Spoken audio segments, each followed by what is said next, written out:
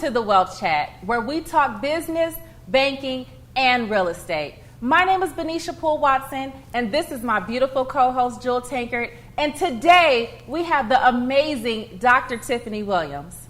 Hey, y'all. Hey. So excited to have you on. Okay, so you look cute, girl. Thank you, y'all, too. Yes, it's the black dress and the shoes for me. So tell us about, we organically all do business together all the time, which is pretty dope having you on the show right now. So talk about what you do, because I think what you do is extremely important.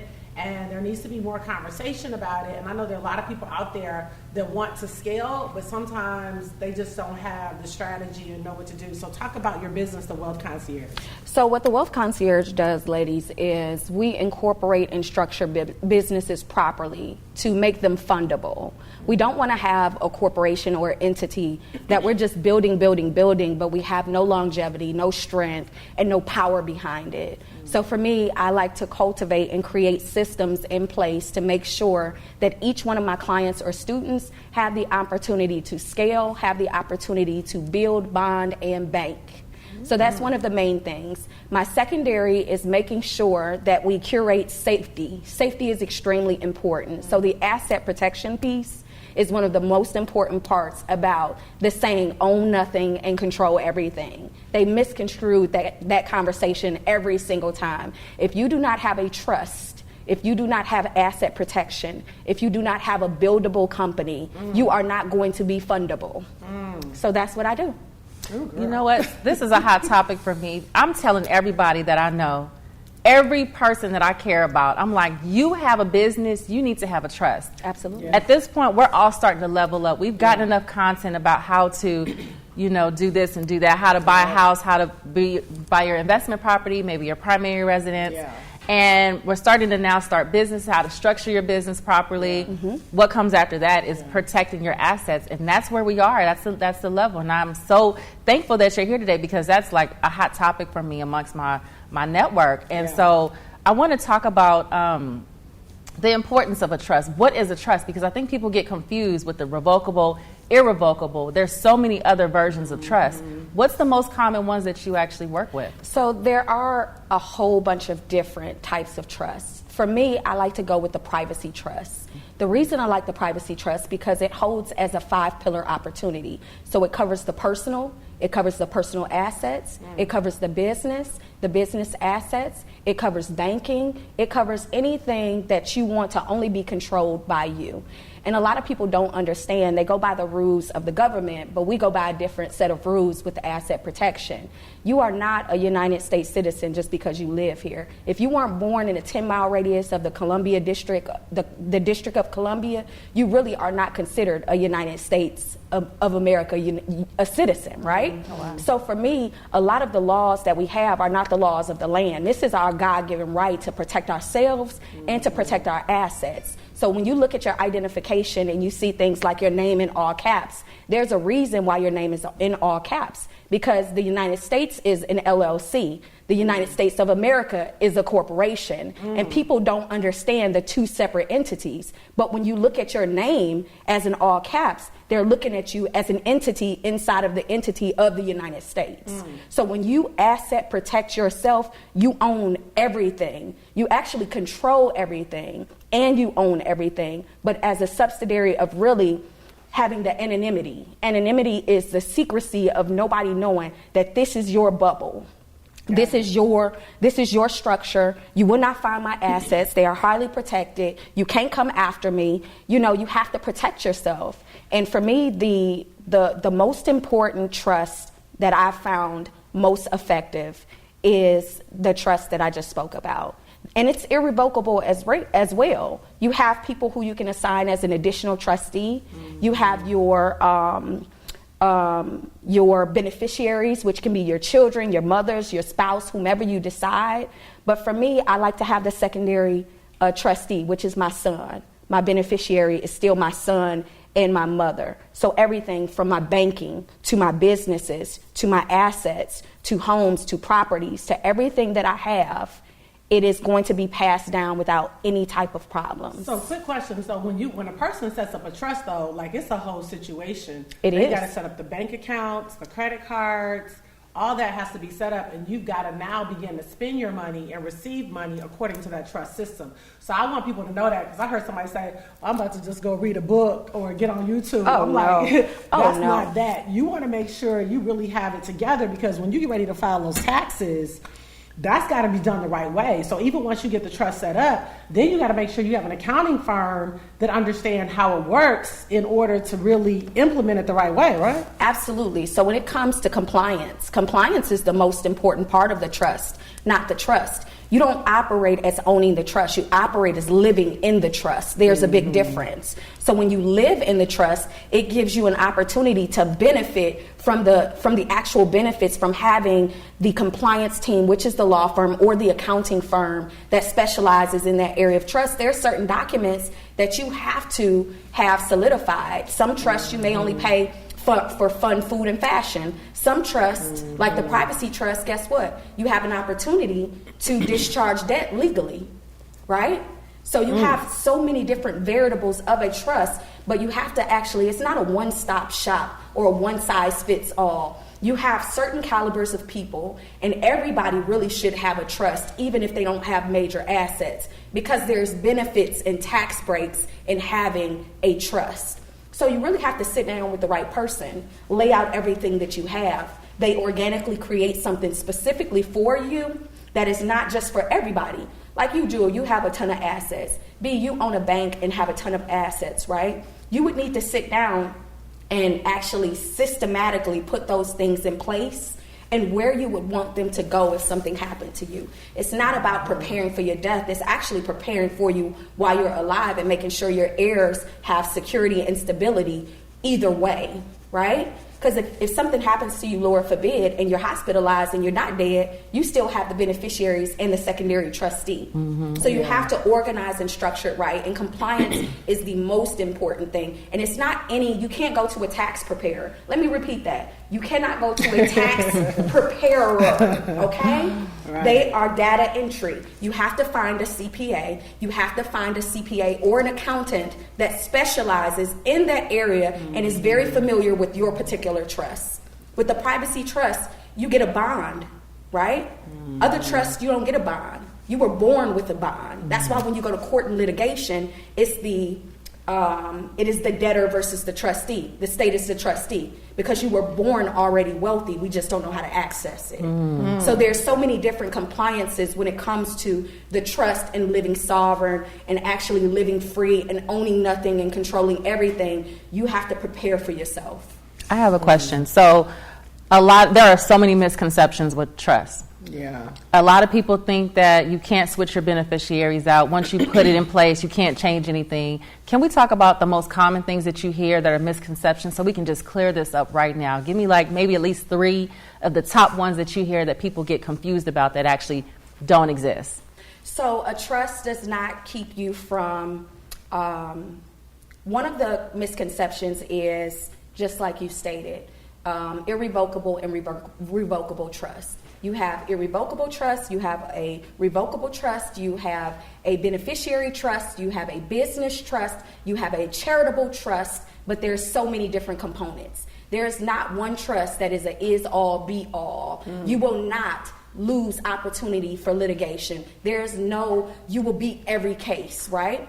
But what you will have to know is what trust satisfies your needs. So there's not a trust that somebody can say, hey, I went to court and they haven't had any litigation and they have not lost, right?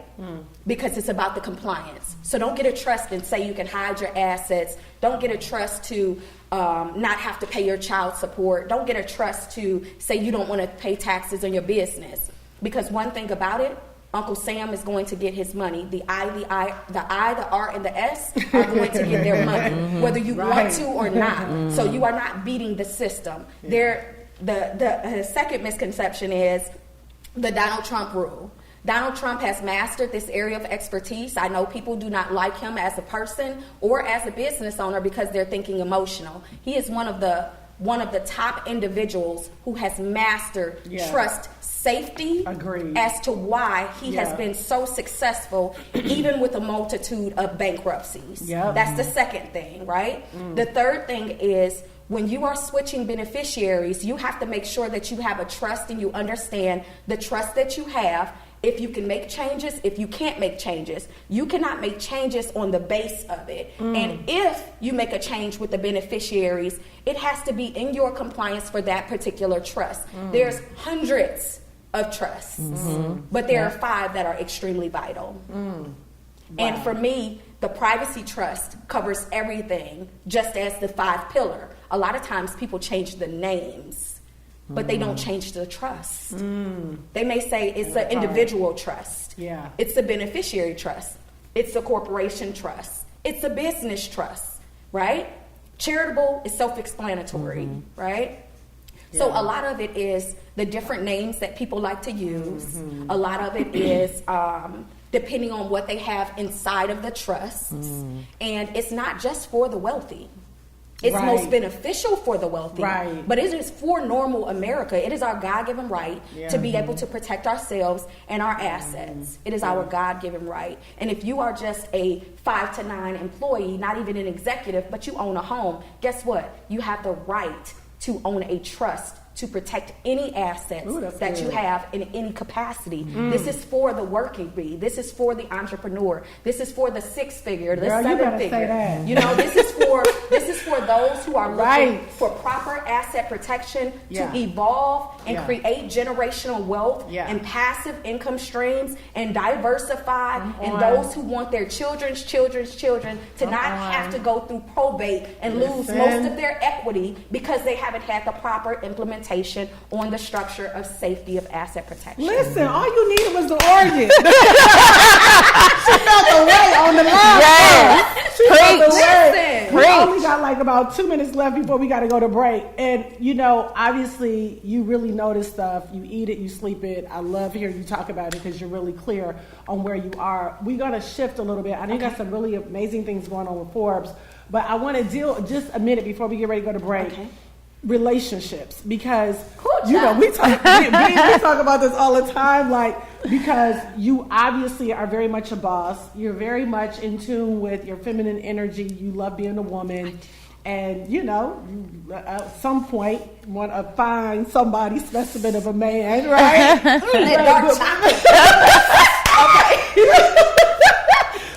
but so because you're doing your thing. It's a lot of girl bosses out there right now. It's a lot of guy bosses out there right now. What's that looking like right now, sis? Man, it was wonderful a year ago. It was mesmerizing a year ago, right?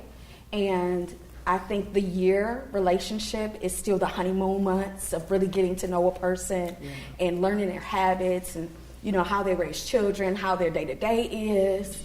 And it's starting to feel some type of way for me. It's been a shift. When I originally got in my relationship, I met my guy I was hosting a millionaires retreat internationally for my coach, as he's given everyone who earned it their $1 million ring for crypto. So I was hosting the 2nd annual. And you met me on stage, but not knowing that my grandmother had died April, who is my favorite human being in the entire world. And then I lost, you know, Jewel, how it is in the crypto space. I lost on 10 different platforms. It made me feel just broken. And he came through and just said, you can rest. You can just be. You can just, you know, you could just be, right? Ooh, girl, So wait a minute, we gotta go to break. It was just all right, we'll be right back after this break.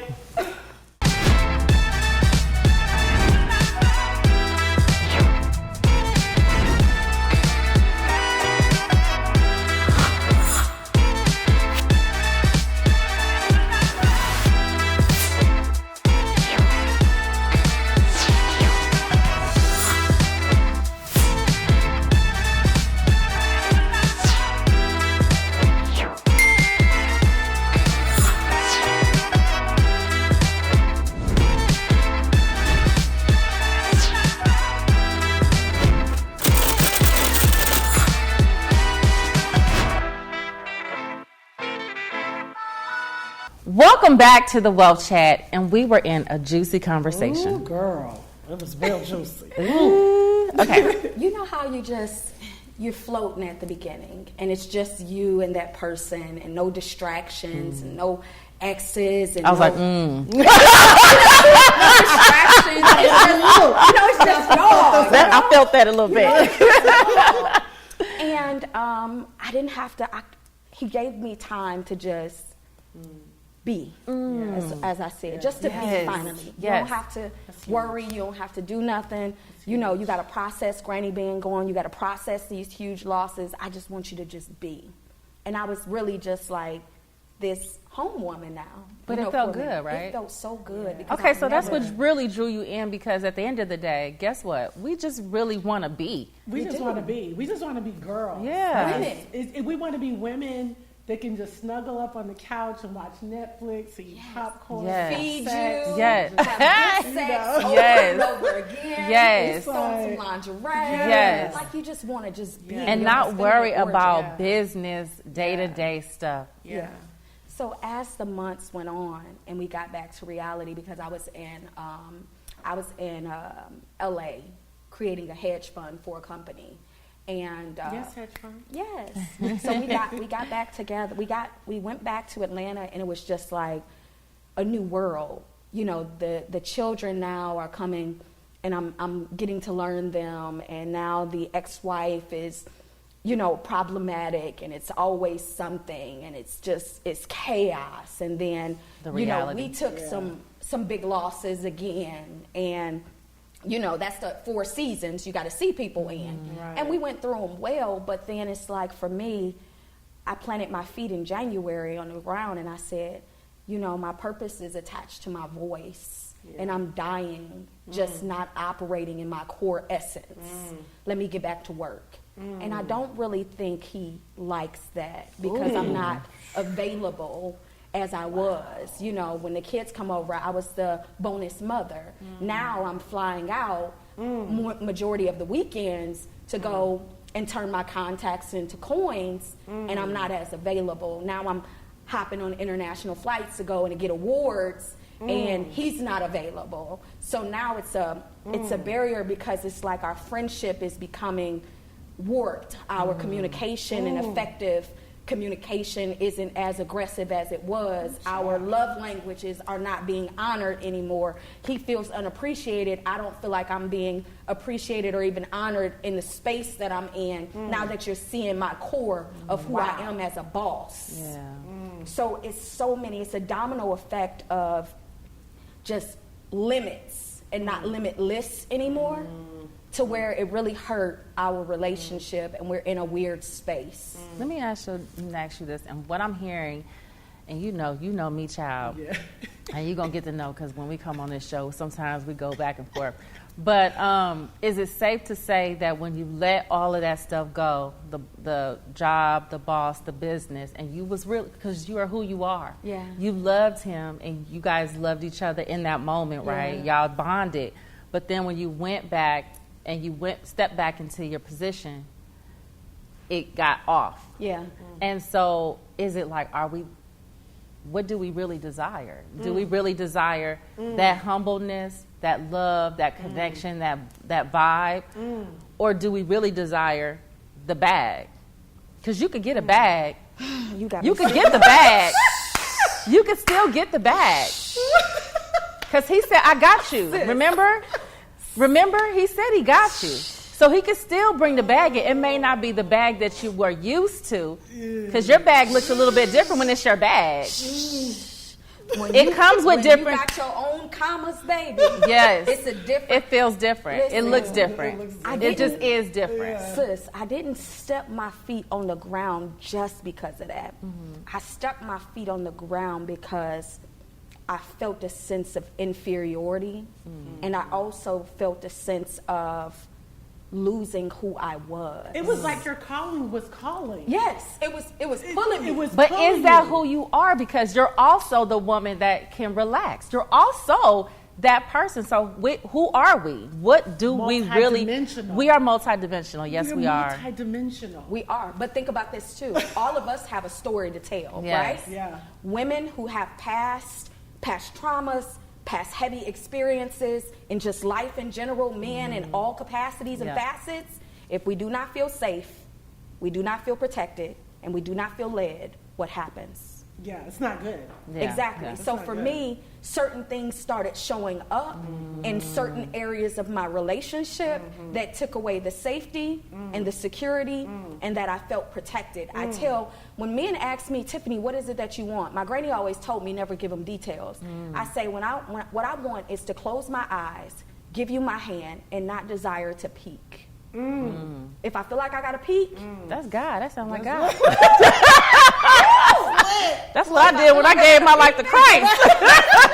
If you feel like you got to peek, you're not all the way protected. Okay, so, but I think, to be fair, I don't know if I would give any human being that much control besides Jesus. Right. Because I think to have that much expectation from somebody to totally cover me, because no man, I mean, I'm married to an amazing husband. I love him. I really do. But there's still going to be, like, Jewel's still going to make sure the Jewel gets her own bag, because security is so important. So what he does is he provides an amazing life. Right. But if I want to go out and do all this extra, I want to buy this investment property, I want to invest here, he might not be feeling it. So now there's a part of me that dies if I have to tell myself no because he said no. Right. So And I don't like that. And I don't like that. Yeah. Nobody likes that. I'm going to respect his no, but respect my yes. Yes. So I think that, and my quick question is, and I know we got to cover some other stuff, but when you were so broken and hurt when he met you and he had you, and that is such a, and I get that when a man has you, when you at your low like that they have a place in your heart. Maybe forever. Yes. But in saying that, did you tell him, did he know about the boss Tiffany, or were you too broken to even articulate? No. Well, he met her on the stage. Yeah, I was She was in the group. But I'm always modest with my explanation. I'm not boastful. So he knew, but he just didn't know. And just to clear up, like when I say give you my hand and not want to peek, that's me saying I just want him to lead me correctly. Absolutely. Not as my Trust. God. Or, Right. I want him to lead me correctly, and I want to be loved properly. So that's my thing. But when it came to, like, I feel like we will always be friends, even if we don't work things out. I feel like, I mean, I don't even, the things that he has done for my son, who is 22 years old, his own father has never done. So there's a bond that I have with him, and a sense of loyalty that I'll have to him as to why we're working through things and communicating and trying to figure it out before we just exhaust and just say, we're done. It's not good, right? I know. Where's the Moscato? Wait, I said a pajama party? Yes. For the girl We need to bosses? do this We need to. in big bed, popcorn, Yes. girl talk. Yes. For real. Yes. Yeah, you got the mansion we talked about. Yeah, Okay. for real. And you got a pool. I'll hook it up. sis. Yes. Look, okay, I'm going to go back to the trust really quick because I don't want to leave this out. Okay. The charitable trust. Okay. There's a little secret about that that people don't know about. Tell me more. I know a little bit. Since you're the subject matter expert, I want you to speak on a charitable trust because we leave that out. People think a 501c is it, the end all be all. A charitable trust, that's a foundation. That's a true foundation. When you hear the Clinton Foundation, that's not a 501c, that is a trust. It is protected, it is asset protected. When you hear the Trump Foundation, that is asset protected. That is not a 501c. So a little birdie taught me about the charitable trust that if you host 2 events at your home per year, then you are exempt from property tax. I didn't even know that. You didn't know that? I didn't know that. So yes. I didn't know that. Y'all, listen. Y'all heard that? I can't repeat it because, I don't need everybody. don't It's call me. G14 classified. Okay. No, but seriously, if you host an event every single year at your home, twice a year, that's why you see wealthy people having events at their I homes. didn't know that. Exempt from, well, it's not exempt, I'm sorry, excuse me. Tax you are deferred? deferred, yes, you are tax deferred. You are okay. tax deferred. In our Property culture, tax we call deferred? that exempt, but we're not going to say that in real life. It is tax deferred. Property tax deferred? Yes. Is it for deferred. the whole entire amount, or is Yes. it for 33%? Yes. Deferred, entire amount, Ooh, 100%. that's sexy. Another thing with the trust that people don't talk about, charitable trust. When you donate to a charitable trust, what is the percentage that you actually when someone donates to charitable trust, everybody's giving, and they're empowering your trust, your foundation. What is the percentage that you have to actually pay out On the charitable trust. on a charitable trust? Do you know?